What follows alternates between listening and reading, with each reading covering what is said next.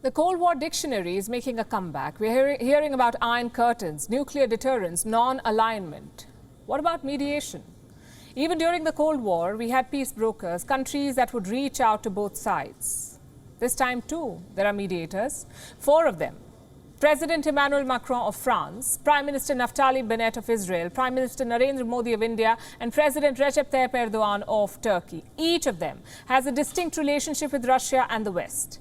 Let's start with President Macron. He is working the phone lines hard. Since Russia's invasion, Macron has spoken to Putin 4 times. All 4 conversations reached a dead end, but Macron is not giving up. He feels Russia's security interests must be accommodated. What's in it for him?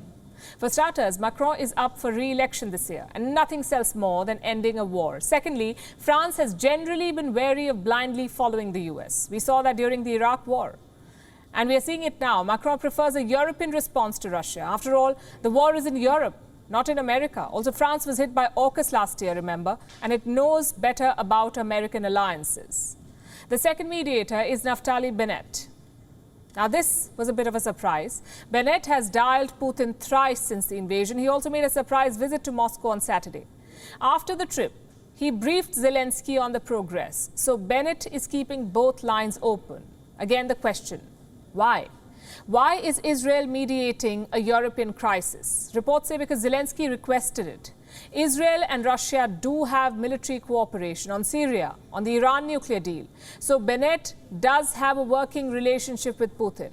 Plus, there is an emotional aspect. The Jewish community in Ukraine, it is centuries old. The president, Volodymyr Zelensky, is himself Jewish. So Israel does have a stake in this war.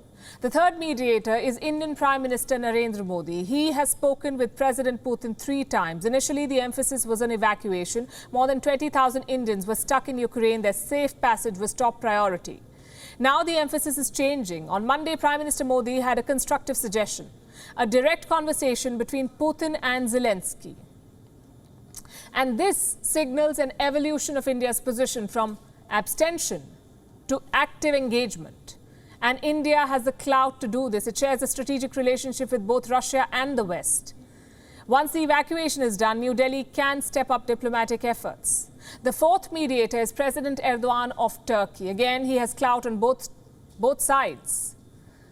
Turkey has excellent relations with Russia and Ukraine. If you think about it, Turkey's mediation is a contradiction. Ukraine is using Turkish drones to take out Russian soldiers and tanks, but the very same Turkey is also pushing for talks. So Erdogan is not mediating as much as playing both sides. On Thursday, he's hosting a very important meeting. Foreign ministers from Ukraine and Russia are flying down to Antalya. It will be the first high-level engagement since the war broke out. Separately, Lavrov said he is ready to attend the meeting in Antalya. At the same time, Ukrainian Foreign Minister Dmytro Kuleba told us he will also attend. Both ministers asked me to particularly take part in this meeting and have a 3-way dialogue. Like I said, each mediator has a distinct relationship, a distinct national interest. France wants peace and stability in Europe. Israel wants Russian military cooperation. India wants safe passage for its people. Turkey wants to reaffirm its commitment to NATO. The question is, will they be successful? Well, on the face of it, talks may appear pointless, especially when airstrikes are on in the background.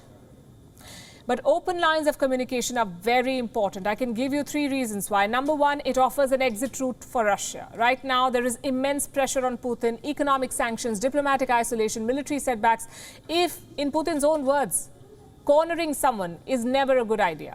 And that's where mediators come in.